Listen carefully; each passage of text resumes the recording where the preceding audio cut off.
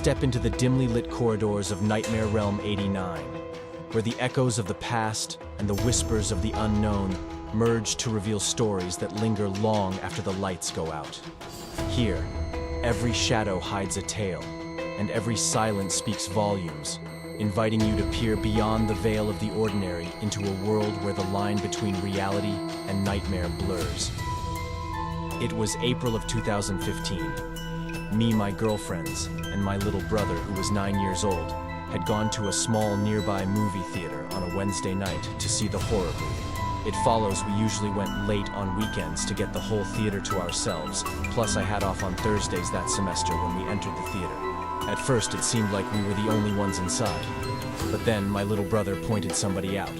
It was a man in a dark gray hoodie sitting in the top left corner. See, in the theater, it was a little sketchy, but nobody would really give it a second thought. We picked upper middle row seats with a railing in front so we could put our feet up, and we each sat with an empty seat between us for more room. I know that sounds weird to do with my girlfriend with me, but having my brother there made it a different story.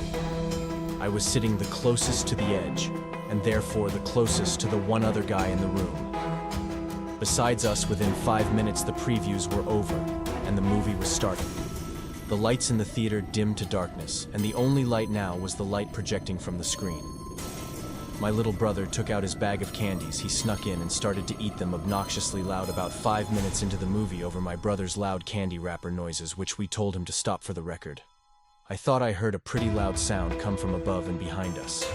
I waited a few seconds to sneak a glance behind us and saw that the guy that was sitting in the top corner had moved down a row, which was odd, but again, I didn't give him more than a second thought. Another 5 minutes later, when the movie was already starting to get interesting, I heard something from behind us again. I turned when I thought it wouldn't be too obvious, and again the guy was a whole row closer to us.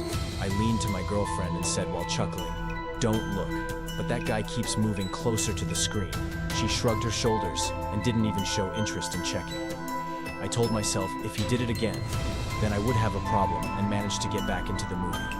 I'd say another 5 minutes later, without even hearing anything. This time, I just turned around out of curiosity and saw the man a whole row closer, but this time, he wasn't at the last seat of the row anymore. He was moved further down the row, closer to us now. He was only 3 rows behind us, and it was my girlfriend. Then she turned around, then she looked at me and gave me a confused, concerned kind of look. She asked me if we should move, and I said definitely not. At this point, I wasn't able to pay attention to the movie anymore. Even though I was facing the screen, I felt like the man's gaze was hitting me in the back of the head. I told myself if he moves closer, I would turn around and firmly ask him what he was doing. But then I also thought, what if I'm looking too much into this? What if he's just a normal guy who happens to keep switching seats for a better view once more? I turned around, and the man was only 2 rows away from us now, closer to the center of the row, or rather directly behind us, and his head was just completely down, looking at his lap. I didn't even bother to check what he was looking at. He could have been looking at nothing. I literally opened my mouth, ready to say something, but I was just too much of a coward. I was only 16 last year and pretty skinny. My little brother got up during a slow part of the movie. To go to the bathroom about a minute later, I turned to see if the man had gotten closer again this time, actually ready to say something. But I was shocked to see nobody behind us. It was completely empty. I told my girlfriend and she said good. But then I stood up in pure fear, thinking of my little brother telling my girlfriend to wait there and running out of the room and into the empty theater halls. I saw the man in the gray hoodie entering the men's bathroom down the hall, fearing for my little brother's safety. I ran down the hall toward the bathroom, opened the door, and saw the man literally on his knees peeking under the 2 stall doors. Then he looked at me, and at the same time I heard my little brother call me from down the hall. I saw him waving me over in confusion. I ran to him, got my girlfriend out of the movie room, and we went to the front desk. The teamwork in the front ticket stand called the police, showed us and the cops the video footage of the man walking down the hall, and then we filed the police report.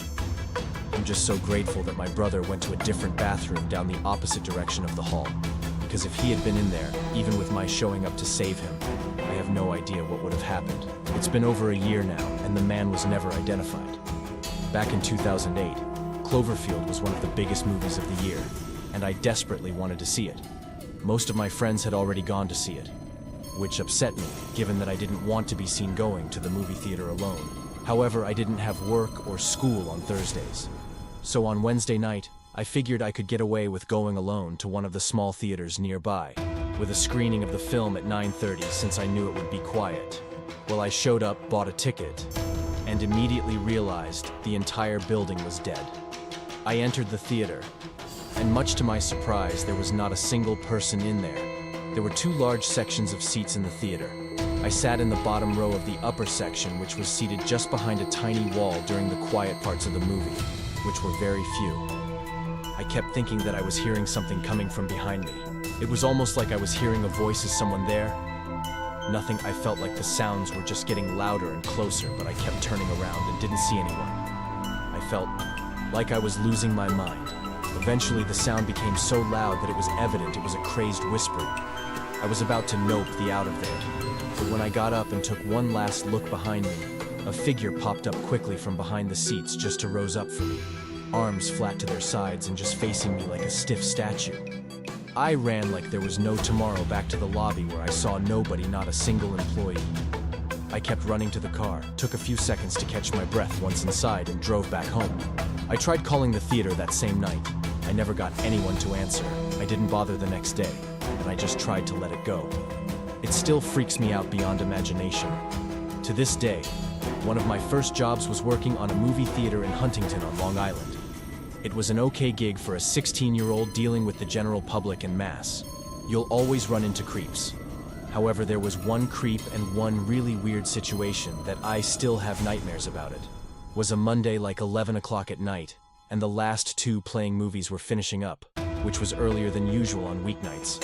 I would usually be out of there by midnight. During the summer, anyway, I was the only one working besides Kathy, the lady behind the popcorn counter, and was closing up.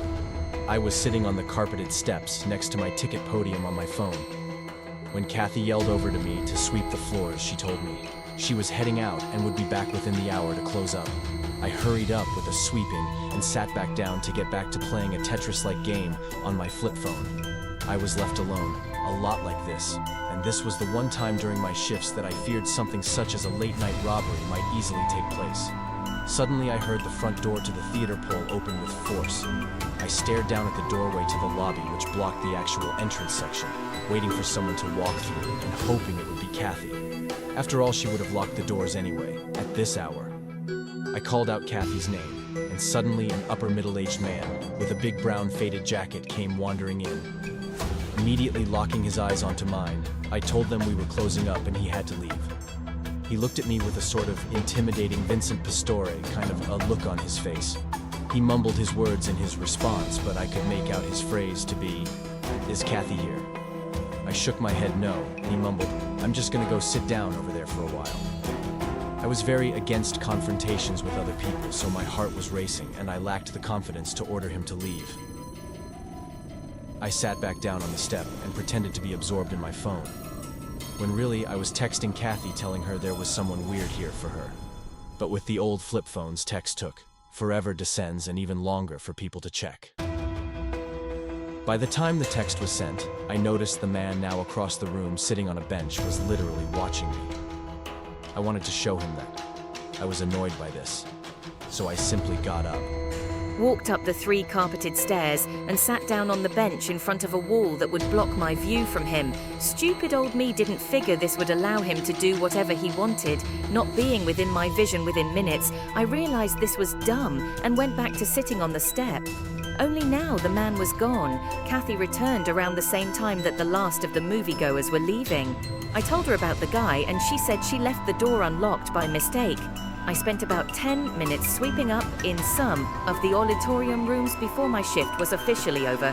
Kathy wanted me to do one more favor before leaving, bring the mop bucket and broom down into the storage den. I did as she asked, opened the door in the lobby, which leads to the storage area, walked down the half-flight of concrete stairs with a mop broom and bucket, and stopped behind one of the boilers I could see as clear as day. An arm tucked away in the corner. It was the man, and he was very clearly trying to hide. I pretended like I didn't notice and walked back up the stairs. I locked the door behind me and ransacked she checked the camera footage first, and this is where things got disturbing. Within the period of time that I was hiding from the man, the surveillance cameras caught him getting up and leaving the theater. Kathy seemed surprised and declared, "That's my ex-husband." I felt like my heart was starting to drop. That she said this, and I was starting to put things together, I assured her there was, in fact, somebody down there. She took out her cell phone and dialed, not for 911, for her ex-husband. As she left the building, I followed her, afraid to stay in the theater alone. Kathy suddenly started to panic as it seemed her ex-husband hung up the phone on her. She then called the cops, and what she explained to them shocked and disturbed me. When she hung up the phone, she was in a panic and she tugged me away from the building. It turned out her ex-husband arrived to the theater to get her out of there because he had apparently run into some trouble with a guy he knew who threatened to kill Kathy for whatever messed up reason. The cop cars pulled up into the parking lot with their sirens blaring. Minutes later, they came out with some old Italian mobster-looking guy in cuffs. Kathy never showed up for work after that, and I was never able to get the full backstory out from anyone. I was the coolest guy at the theatre for a while. Since I witnessed all this, I just really wish I got the full story though, because it really interested me. I never saw Kathy, her ex-husband, or that random guy who potentially almost killed me. Had I approached him ever again? As the curtain falls and the darkness settles, remember that the stories shared within the nightmare realm 89 are but a glimpse into the infinite abyss of fear that surrounds us. If tonight's tales have unsettled you, good. For in the depths of unease, we find the true essence of horror. Subscribe and stay with us as we continue to explore the darkest corners of the human experience. Sleep well, for the next nightmare awaits.